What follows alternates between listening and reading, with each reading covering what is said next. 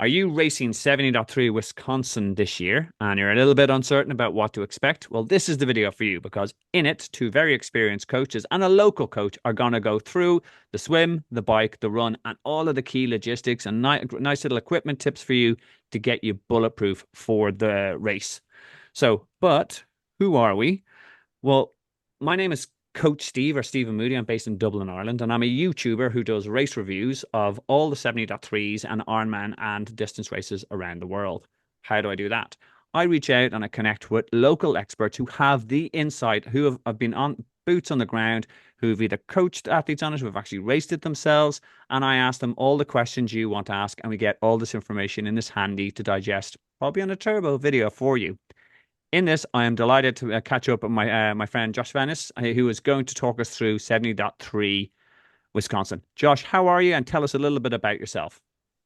Hey, Steven, thanks for having me on again. I really like to do these. I really enjoy sharing race preview information with athletes that can potentially find value. My name is Josh Venis. As you said, I am a triathlon coach in the USA from Ohio, and I've been coaching for just over 5 years, and I've coached athletes to over 100 finish lines between 70.3 and 140.6. And I work with a very, very good group of high-performing athletes, and I do this as a full-time passion, full-time job. Fantastic. And you've got the lowdown on this course for us, Josh? Absolutely. We're ready to rock. Perfect. Let's get straight into it. So, no better place to start than the swim course. Um, Talk us through what can the newbies and experienced racers expect on this course, Josh? Yeah, this course is really nicely laid out. When I did this course myself back in 2019, they had the swim going out a little more outward, and now they've made it more parallel to the shoreline. So it's a lot more beginner friendly. It's a lot less overwhelming from a how far you go out into the lake. You basically go out to the first turn buoy, you're making a right, and then those two long sections are basically over three-fourths of the course. So if you think about breaking it down in your head, you've got about, you know, 35% on each of those long stretch straightaways, and then about the remaining 30% split up into the last two short legs of that course. So this is a very nice swim course. The water is very clean. This time of year, it will be borderline with wetsuit legal because this is now a fall race.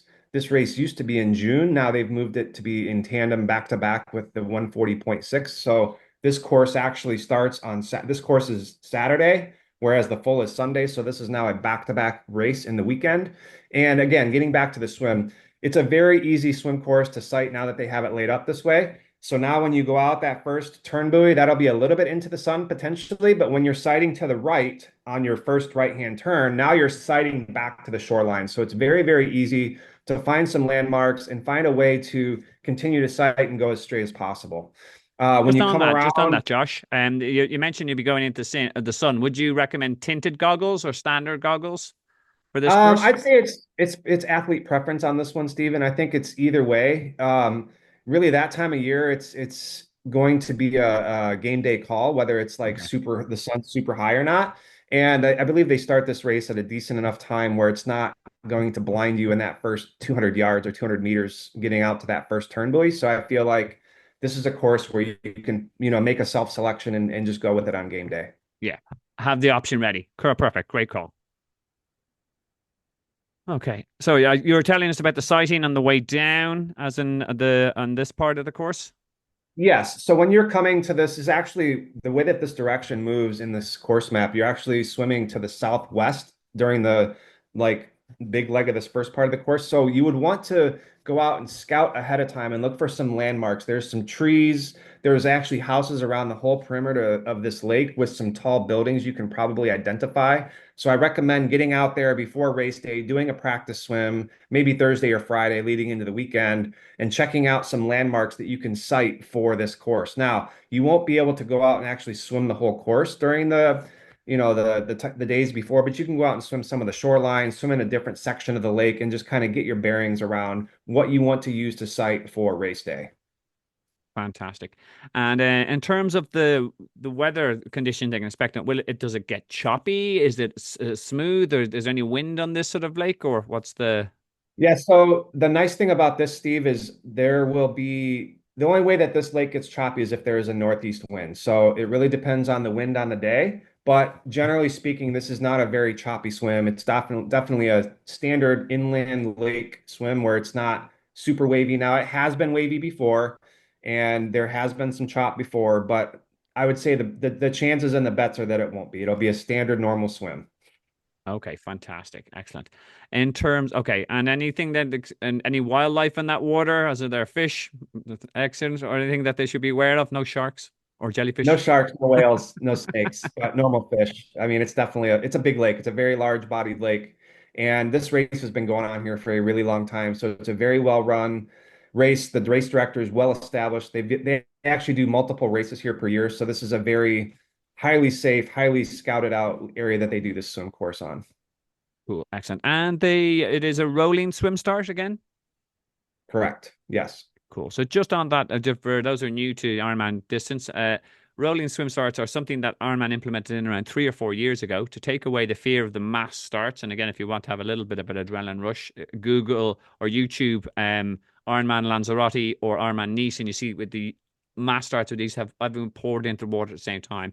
Ironman realized that was very nerve-wracking and putting off a lot of first timers. So they implemented a seated or rolling swim start. And what this means is on the day you turn up and there'll be little pens with numbers under 30 minutes, 30, 35 minutes, and you put yourself in the pen, which is equates to your estimated swim time. So for example, if you swim 200 meters, was it 2 minutes per 100 meters? You're roughly going to be in 40 minutes. You put yourself in that pen. And then what they do is, as you can see, our nice little volunteers here, they will every kind of 3, 4 seconds, literally a beep will go off. These guys raise their arms in and they will let in 3 or 4 swimmers at a time. Here are 4 guys heading in. The next wave will go in. It smooths it in, and it just means it takes away that away from that anxiety and also allows better swimmers to group up together. Any advice for people seeding themselves in this swim, Josh? Yeah, I think this is a very true swim. There's no current involved here, so this is a very true to course projection. So don't try to get too far ahead of your normal and anticipated swim time, and it will not be anything that really hurts you on your swim time either. So it's a very true to time course, nothing to be concerned about. Going back to the water condition as well, right? So early September could be a very hit or miss time of year in terms of water temperature. It depends on how warm the summer is, and with this being a very early September race. They typically expect it to be about a 75-degree race day water temp, which again is wetsuit legal, but barely. So it really just depends on what the race day brings as to what the water temp will be, but it's very highly likely that it should be wetsuit legal. You should be prepared for, however, both a wetsuit legal and a non-wetsuit legal swim in case you want to bring a swim skin or, whatever else you might want to swim in that will be legal for the day. Cool. Great call about the water temp. In terms of, do you get an option to get in the water at the start, just acclimatize beforehand, or is there that any tips on that? Well, they're going to actually stage the corral to the north. So, like you can see where you get in the water on the green dot there, you actually stage all the way up the shoreline. So, technically speaking, I guess if you wanted to go get in the water in a different spot than the swim course, you might be able to get in. However, you're not going to get in and get a practice swim per se Yeah. in the area of the swim course. Yeah. No, but even that itself, as in what I tell my guys, and if you get into the water, get a bit of water in the wetsuit, allow that kind of takes away from that shock when you run into the water. And if you can't do that, I recommend bringing a bottle of water, pouring it down the wetsuit. Again, get the water, start doing that wonderful warming sensation. Splash your hands, Yeah. splash your face, and the extremities of where take away that shock. Yeah, Cool. absolutely. Any other last minute tips for the swim course? No, I think we'll get into some other general race things at the end, but I think the one last thing I'll say is try to have yourself a little bit of hydration or nutrition while you're standing and waiting in swim line. And if it is a wetsuit legal swim, try to put your wetsuit on in a timely manner. Don't put it on 2 hours before the race starts, but don't put it on 10 minutes before you get in the water either. So be a responsible athlete, know how long it takes you to put your wetsuit on, and time that accordingly when you're thinking about how you're going to do that. Fantastic. And in terms of, like, it's a good question. We can see transition here. Is it much of a walk from transition to the swim start? Very short. Yeah, this is a very short proximity. It's all in the big park area there, so it's a very tight distance to transition to swim start. Cool. But as you said, make sure you know your time. Make sure you know when transition closes, when your corral will start. Cool. I Exactly. also don't want to do that. classic. Was it this the swim? I believe starts around 7 in the morning. I'll check that in the time when we go to race day logistics. But don't just assume that you're going to get into the corral you want, because if corrals fill up and you find yourself the corral you want to get in, it's actually full, and have to go into the one behind you, etc. Get there in a timely fashion. Everything's about minimizing stress on race day. Cool. So, Yeah. speaking of time, just again for newbies, you have 1 hour and 10 minutes from the point when you cross the timing mat back to our image of our volunteers.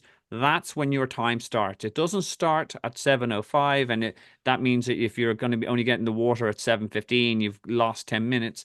No, it only starts when you go across the mat, which is behind the volunteers. You'll hear a little beep, and then you're in the water. You've got 1 hour and 10 minutes to get it done. So, the transition, we'll talk about transition. It is a single transition, makes it easier, and it's what we call a traditional transition. It's as in it's not a clean transition where Ironman use red and blue bags. Is that the case, Josh, or what's the transition setup look like? Yep. This is exactly as you say, Steve. It's a single transition. You'll put everything at your bike. That's for swim, bike, and run. You'll throw your wetsuit, goggles, and cap at your bike, put your bike shoes on, helmet, get off your bike and go as you mount the disc line, or I guess I should say as you get past the mount line. And then when you come back in, it'll all be in the same spot as well. So this for the 70.3, it's all in one spot. Now the 140.6, we'll do a separate video on that. That's a whole completely different setup in a different race. Fantastic, cool.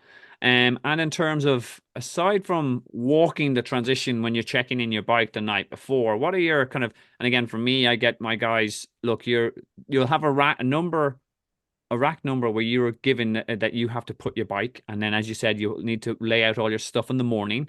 So that's a bit of planning. We'll talk about that towards the end of the video.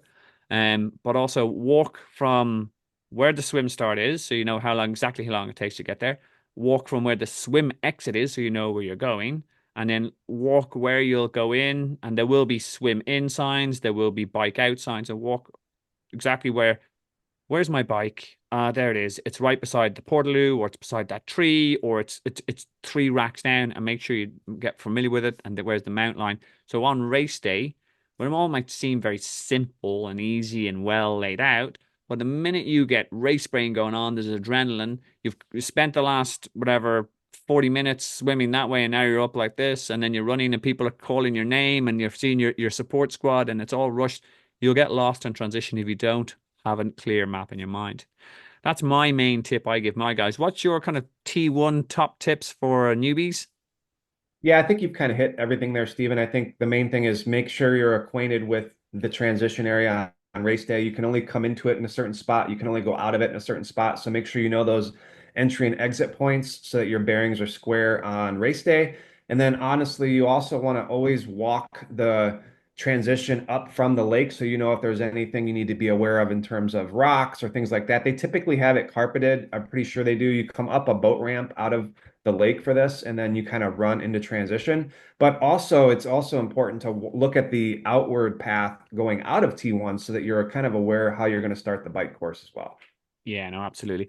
And there's a couple of other tips that we can get from transitioning from swim to bike. I have a couple of little short videos, 30-second tips about how to, whether you wear socks or not, whether it was how to run with your bike with your hand, etc. Make sure you check them out, the shorts.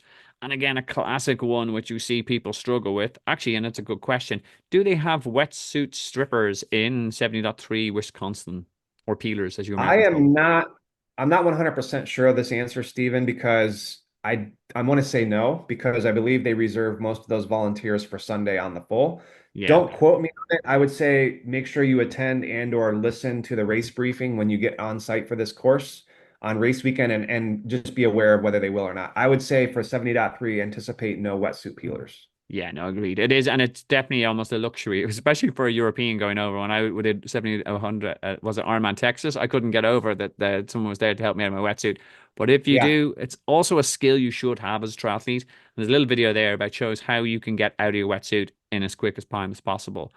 But as Josh was saying, know the flow, kind of take it smooth, kind of know where the key points are, your swim exit, where's your bike, where's the mount line, etc. Keep it smooth, get your helmet on, get your get everything into your transition area, and off you go. Right, we'll talk a little bit about the bike course now. And just before we do, listen, I hope you guys are enjoying the video. As in my please do like and subscribe. It helps support the channel. Therefore, you'll get lots more race review videos with great expert coaches like Josh. And please do check out Josh's website. I think he does have a couple of slots going for kind of one-to-one coaching, but he's filling up very quickly. So make sure you do check him out. As you know, he listening to him even about the swim course. He's going to give more info on the bike and the run now. He knows the stuff. He's a great guy to work with. I highly recommend him. So, but let's pick his brains on the bike course. Madison, one loop bike course. What can people expect? Yeah, there's a lot to say about this bike course, Steve. It's actually changed since I last did it as well, but I've had athletes race this new course. As you can see, you start at the very top and you kind of wind outwardly to the south. Now, what I'll say here is this first section is on bike paths. You're actually riding on a bike path, which is very, very congested, very, very narrow. You need to be very extremely patient and very cautious in this first 5 miles of the course because you actually don't get out onto roads until a little bit later in the course. So I recommend kind of knowing that. It might be something you want to kind of preview prior to race day and maybe ride it a little bit, or at least walk it or jog it or drive it. You can't actually drive on, you cannot drive on the bike path, but you can kind of walk it, see what to expect. It is very tight there. So you really don't get out to roads until, a few miles for sure. I don't remember the exact spot you get on there, but I will say they've flattened this course since I did it. When I did it back in 2019, there was over 3,500 feet of gain and 50 turns. And they've taken out the observatory hill, which is on the southwest portion of the course. And now they've taken it to a course that's a little more suitable to a what I would call average course for 70.3, which is more of a 1,700 to 2,000 feet of gain within this course. Now, there's still a lot of technical pieces to this bike ride. There is over 48 turns in this course. So if you count them up and look at the race turn by turn, there is 48 turns in 56 miles. So you can see it's a very choppy course. You have to be very, very aware of how to turn correctly. A lot of the downhills are actually going to be a left hand or a right hand turn. So be aware that you're not just going to descend the hill and run the hill out. You're going to have to be prepared to brake correctly and at the appropriate time to take advantage of the downhill, but yet not carry too much speed into the turn. I've seen and have heard of people going through the course and into a field or having an incident because they didn't slow down enough for the turn. So this is a course where technical riding is very, very apparent. You have to be very good at technical riding, and you have to be very good at getting up and down hills because it's a very hilly course. Just on that, to me, that sounds like it's a road bike course, or what? Then again, it's the classic question: is it a road bike or TT bike course? It does look like it has some nice flat parts, but if there's technical turns and there's lots of lumpy hills, what would your recommendation for equipment selection? TT bike or road bike? Yeah, I think it depends on the experience level of the athlete, Steve. I think if you're a newer athlete and you own a road bike only, then obviously that's perfect for this course. If you are a more experienced athlete or even in the middle or average, and you own both road bike and TT bike, I guess it really depends on your overall experience with hill climbing and technical turning. I raced this course on a TT bike. The old course would have been highly conducive to a road bike. The new course, this course right here that we're speaking about, you can get away with a TT bike if you have it. It's not necessarily a showstopper or a prohibitor to success. You just have to be prepared that you're going to be in and out of aero quite a bit for this course. Cool. And it's closed roads, I presume, as well, is it? It is not actually. These are open course roads. Okay. So That's they'll a have no. sections of it, they'll have sections of it closed. They'll have sections of it where there'll obviously be people, waving you through the turns, but you still need to be very aware at every intersection what's going on, be able to be looking left and right to make sure that the cop or the patrol officer, whoever's marshaling the course, has the traffic stopped for you to proceed through. Because I have heard accidents that have happened here, and I've actually seen some as well. So it's not something that happens frequently, but you need to be aware of the fact that there will be some open traffic on these roads. No, that's key. Look, that's this is what these videos are about. We're shouting out. This means situational awareness, as you said, when you're coming up to and junctions, etc. You yes, there will be marshals who will be marshalling traffic, but you need to make sure that it's all happening as it should be. Like, no point in just assuming that Mr. Was it Smith is going to listen to the traffic he might drive through. So the onus on yourself is being very aware of what's happening all around you, switched on the entire time. So that's an interesting element. Yeah, and Road surface. I would say too, Steve, most of the time the patrolmen or the volunteers are trying to do their best to stop traffic. It's not always them. It's sometimes the driver that doesn't look and be aware of the fact that they're stopping traffic. So, I don't want you to be like scared about it, but I do want you to be aware that there is a lot of turns in this course. There's a lot of downhills in this course. You need to be prepared to ride a very more technical bike course versus just getting out and staying in arrow for 56 miles.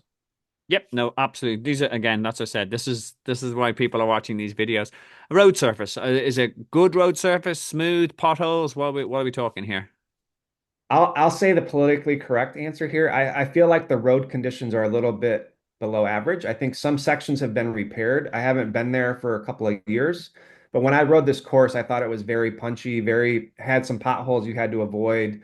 The surface was a little popcorny, which means it's not completely smooth.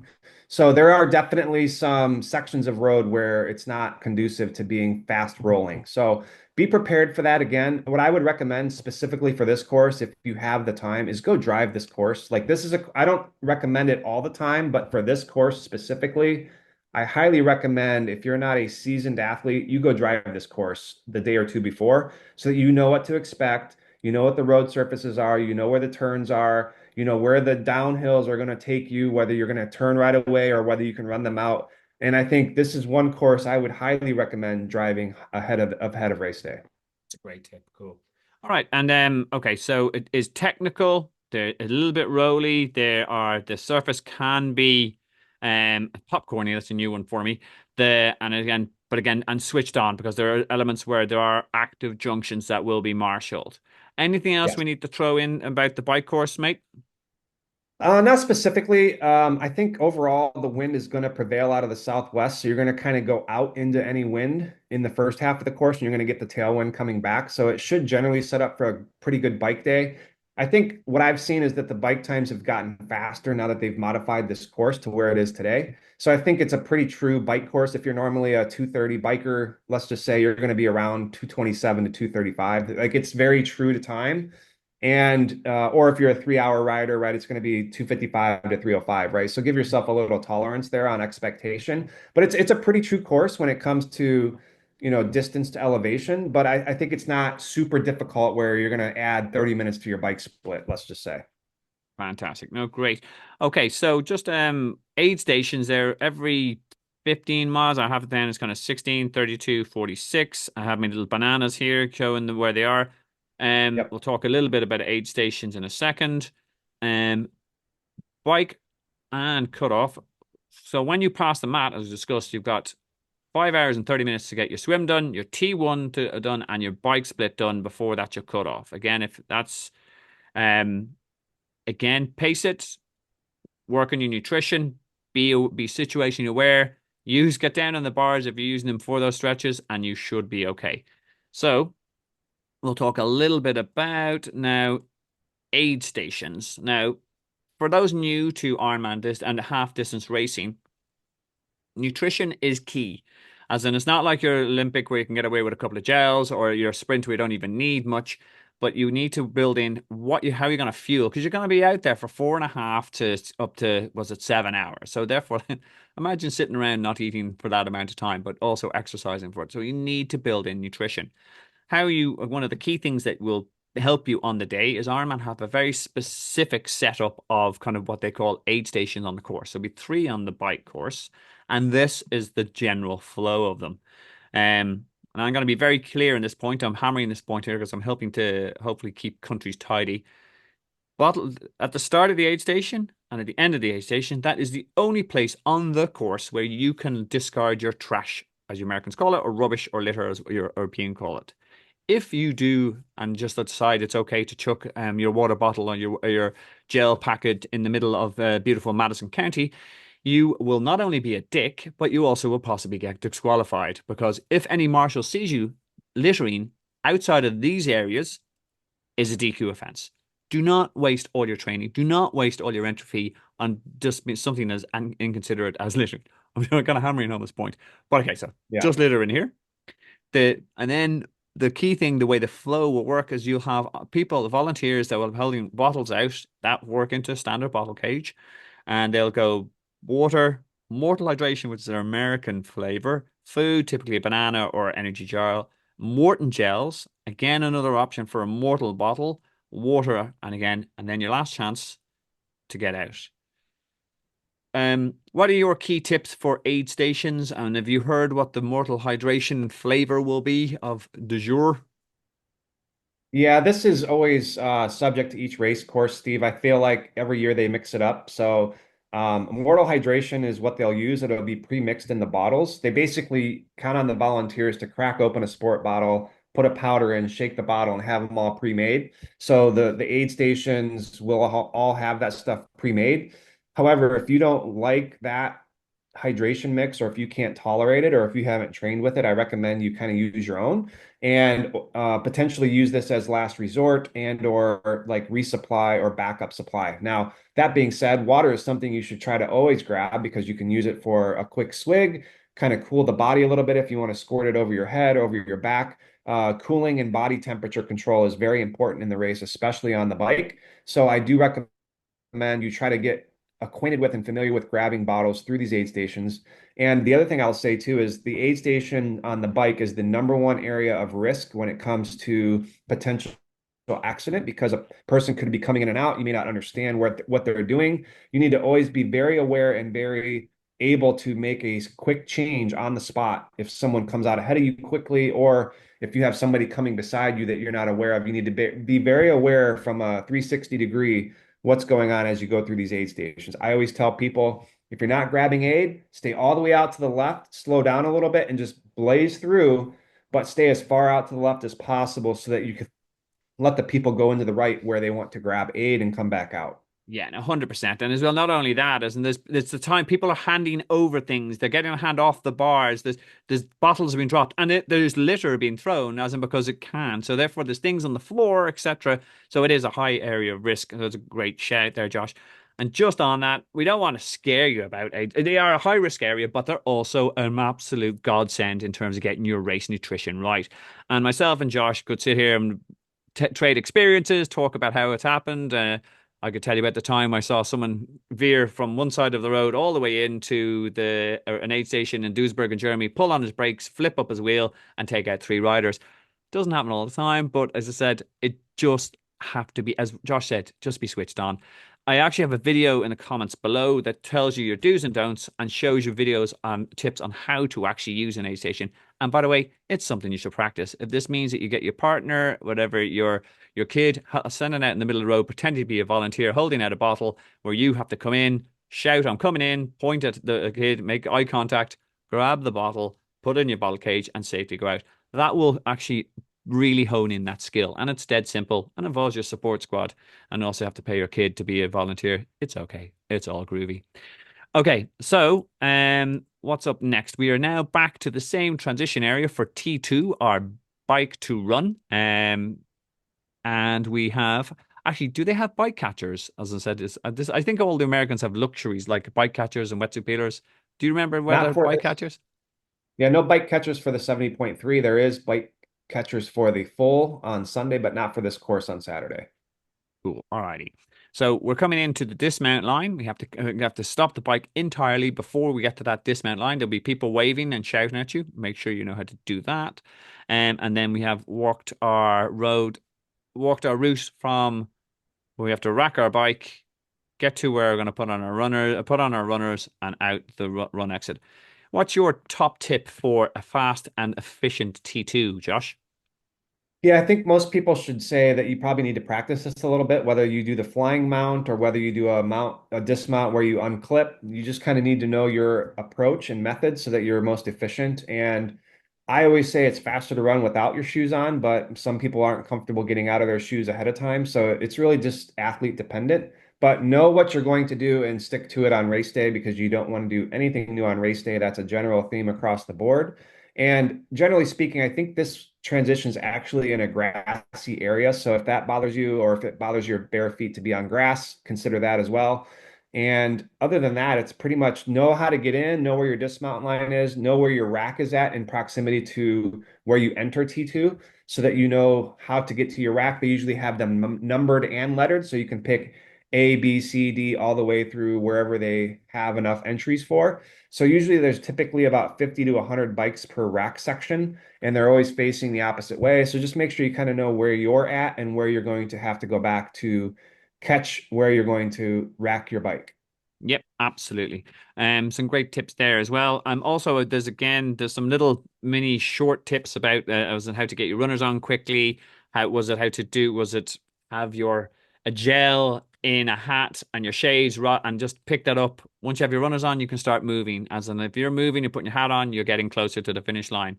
And what my guys, we live with a mantra is we get in, we get out of T2 because nothing good happens in T2. As in, you sit down, you start stretching, you start thinking, oh man, if a half hour, it becomes a bit daunting. But if you just get your runners on, rack your bike, get your runners on, and start moving, you're halfway to the first aid station, halfway to the first gel or drink of water or Morton hydration or Coke, whatever you're looking for. You're moving, Yeah, you're exactly. improving.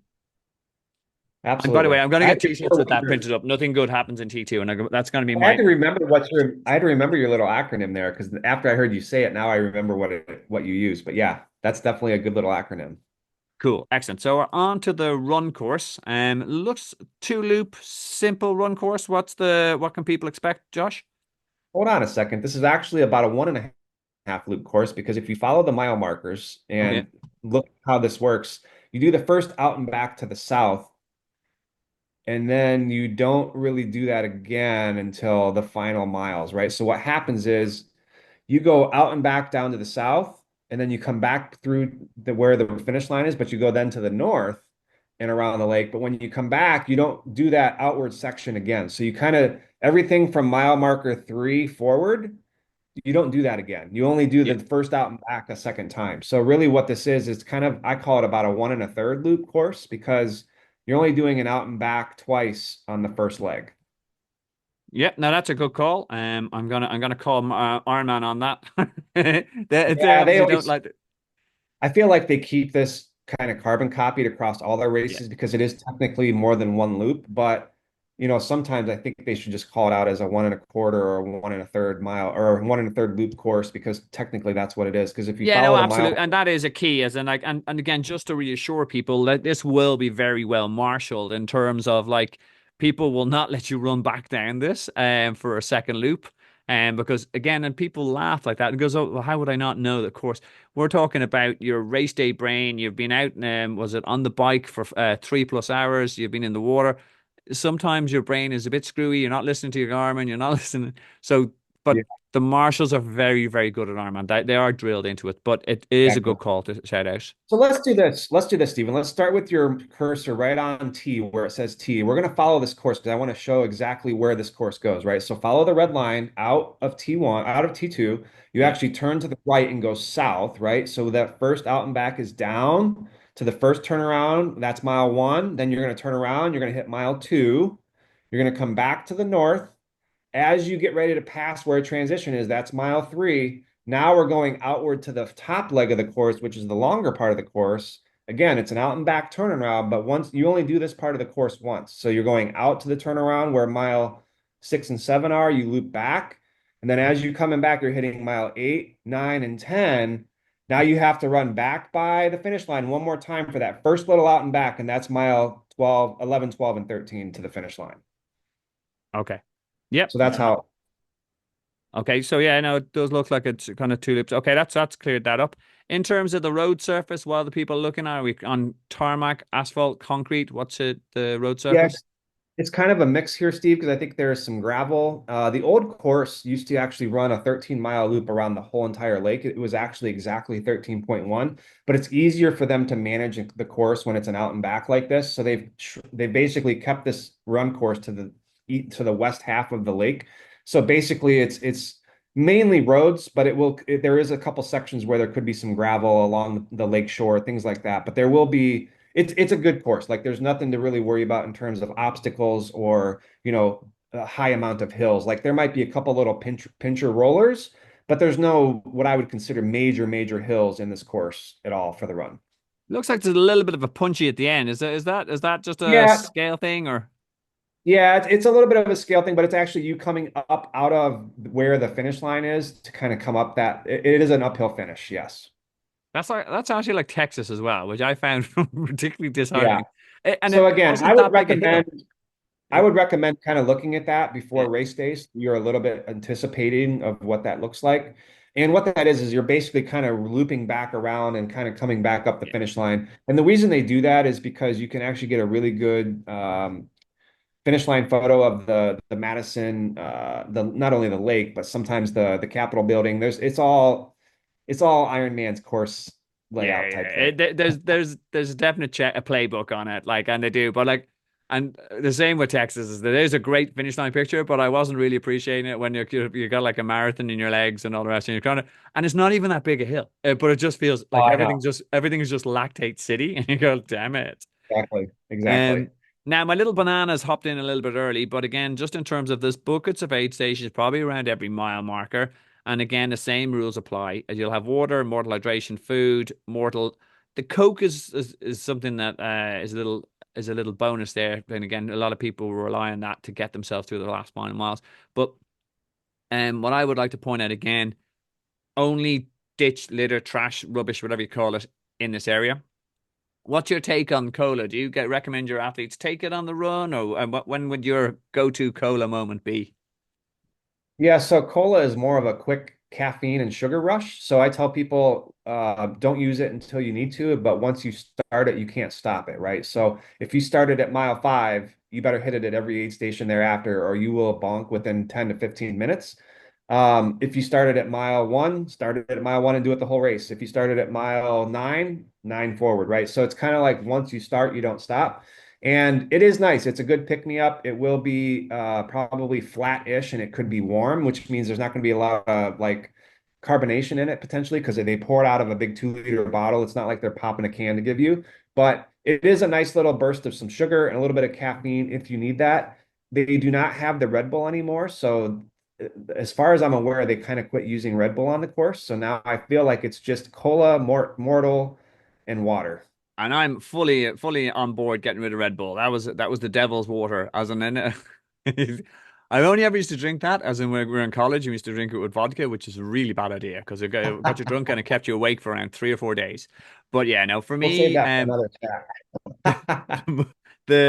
for me, I tend to get my guys in the last 10 kilometers. If you can hold off getting the Coke, and because it's that, as you said, it's that last bit of rocket fuel, and at that stage you are running on fumes. So work that out. Um, okay, cool. Any other last minute tips on the run course? No, I will just say this run course is very highly spectator friendly. So you can basically have spectators across the entire course.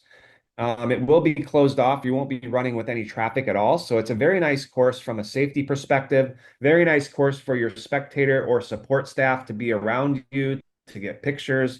Make sure your staff does not interact with you. You can't be aided from an outside of a volunteer. You cannot be aided by a spectator or anything like that, or that's also a DQ. You're also not allowed to be a pacer for your athlete. So the athlete cannot be paced by an outside aid. So just make sure you're aware of a couple of those rules because it is a course where you can basically kind of follow your athlete the entire way and see them quite frequently, right? So I would say if you're going to set up your spectators or your Sherpas or whatever you call your race support team, make sure you kind of know what part of the course you want them on. It will be difficult to kind of get from one extreme to the other within the course, so you'll kind of have to maybe drift between a certain couple of areas, but there will be a lot of spectators on this course for the entire 13 miles. Yeah, and I love that.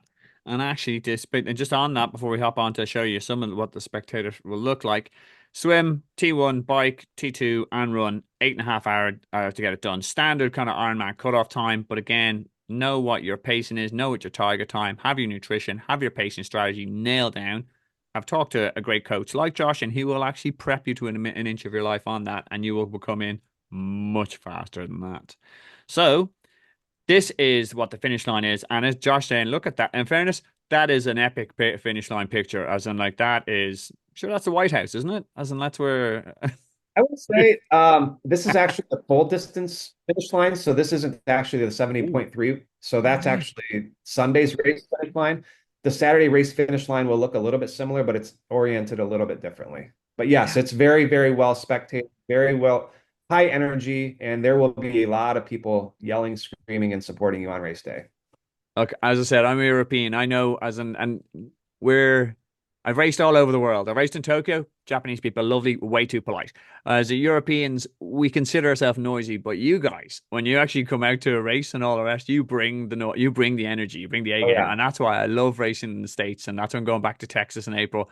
Just the noise at the finish line. You can see the lads going absolutely nuts, and like that's what you're thinking of. And this dude is obviously having a good time. 8.5 hours for a Yeah. full. Sweet. There'll be a lot of cowbell. There'll be a lot of people making a lot of noise. It's a very good time. A good course. Madison is a very, very nice host city. Very, very good for people that want to have a little bit of fun pre-race and post-race.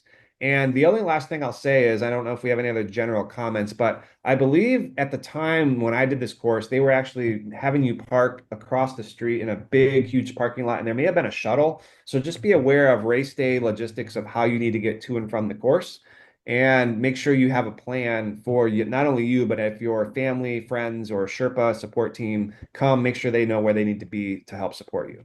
Yeah, no, cool. And there's almost like there's the training strategy to get ready for the race. There's the race day strategy to actually was execute yourself. And then there's the logistic strategy for yourselves, the Sherpers and all the rest. And like sort of, okay, I finish here, I need to get here, I'll meet you here, etc. That's all part of the things that you'll cover in taper.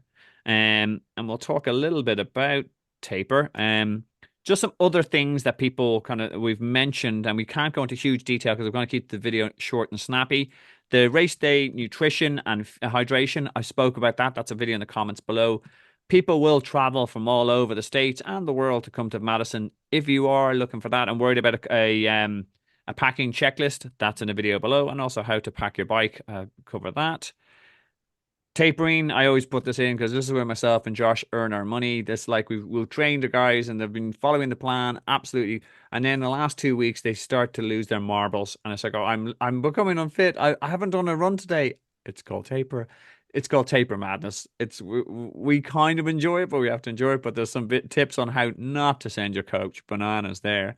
And then there's some top tips that you can in the taper, lots of you found you've got time in your hands, but there's stuff you can do. As Josh was saying, plan out your logistics with your Sherpas, and make sure you read the race brief. Make sure you rewatch this video and also tell your friends.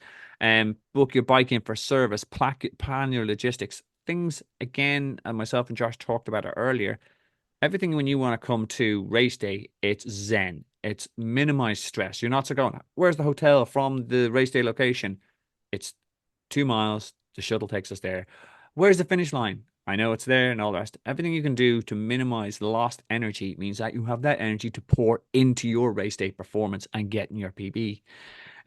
So watch all those videos. That will help you a little bit about the race day event for it's and as you correctly pointed out, it's a little bit more convoluted or well convoluted, complicated because you have the full on the Sunday and the half on the Saturday.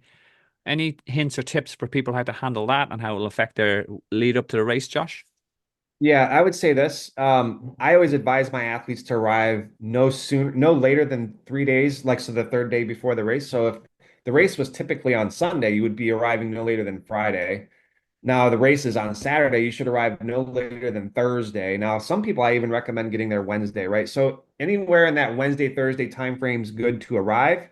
You can still check into the race on Friday, but you need to check into the race, get all your bike stickers on, get all your stuff squared away, and rack your bike on Friday, as you see in the calendar here, from 12 to 6 p.m. And that is where you will get your timing chip as well. So again, make sure you understand this is a Saturday race. You need to back everything up a day from your normal race day because normally most races in North America are on Sunday. So just be aware this is a Saturday race.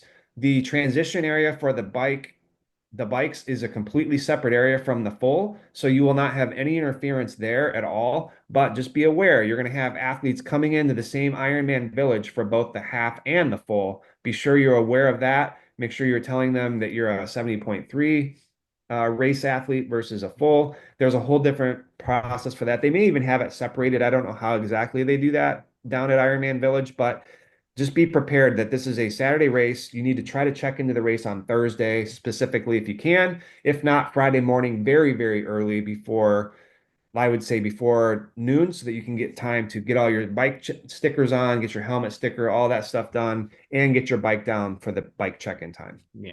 And see, that's also a valuable point as well, because remember, there's around 2,500 half and 2,500 full athletes ascending on it. So therefore, if you think about an infrastructure point of view, restaurants full.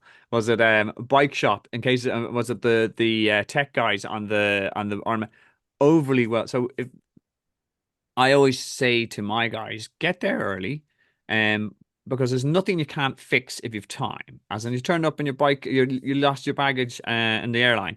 If you've got 3 days to get there, it'll turn up. If you've got the day before, you're pushing it. And again, it's that stress levels rise again. And then Right. if you turn up and you find that your bike derailleurs are misaligned, as in if you've got 3 days to turn around to a bike shop, can I bring it in tomorrow? And they go, well, actually, yeah, we're free tomorrow, as opposed to I need it done this evening. And they go, well, I'm going to join the queue. There's around 50, 60 other people with la la la's. Um, More time, less stress. And as you said, Madison's a cool place to sit. Like bring the family out, check it out. There's some nice spots. Um, Yeah, the another thing to be aware of with this weekend too is be aware of whether it's a home Wisconsin football game or not, because it is in football season. So, there could be some extra traffic, some extra people in town if it is a home football game for Wisconsin that weekend. Go Cheeseheads. Is it the Cheeseheads, isn't it? They're the Badgers. They're the Wisconsin Oh, Badgers for Big Ten. Yeah. I'm gonna, Now you you're know what, thinking of you're thinking of the Green Bay Packers, but yeah. well, I need a team to support. I'll go with the guys. Well, that's it. But no, I'm also learning a lot of things from the different places and all the rest of different sports. So this is kind of cool. But no, Yeah. it is massively important as well. And again, it can affect kind of available motels, hotels, etc. On race day itself, transition area opens at 5:30. Your race start will be 7 a.m. Any last minute tips for people getting set up in transition and on the race day morning? What's your top tips here, guys? No, just the normal stuff, right? You just want to obviously pump up your bike tires, put your bike nutrition on race morning. Don't leave it overnight. Um, Try to make sure you have everything set up. And once it's good to go, walk away and go down to the swim area so you can start getting relaxed and get your breathing under control and get your mindset to start the swim. That's really what I advise a lot of my athletes to do. I don't want you rushing around in 30 minutes before the race. You need to be in a very calm state of mind. You need to be focused on what the task at hand is, and you need to be ready to rock and roll. Fantastic. Brilliant advice as always. And just let's wrap it up here a little bit. And then, by the way, look, as I said, thank you from me as a YouTuber. Thank you very much to Josh for his time, his energy, and his wealth of information. And Josh is also, as I said, a bloody nice bloke. He's a great coach as well. If you want to hit him up with any last minute questions, or even see if you're looking up to join his squad, there's his email address there. And I'll have that in the bottom. There's also going to be a calendar link as well if you want to try and book a time to have a free consult and see whether or not you guys would be a good fit. If you're lucky enough to, if you still got slots. Um, but that is it from me, Josh. Do you have any last minute words to our upcoming newbie 70.3ers? No, Steve, I think we covered quite a bit in this race review. And I want to thank you again for having me on. I really love doing this with you. It's fun to give back to the triathlon community. And as Steve said, if you have any questions, feel free to reach out to me directly. I'd like to help you with that.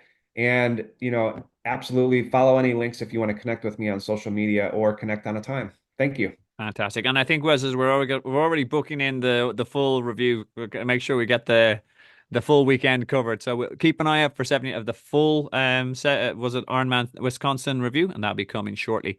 But otherwise, we'll leave it there. Thanks, folks, and enjoy your training and have a great race day.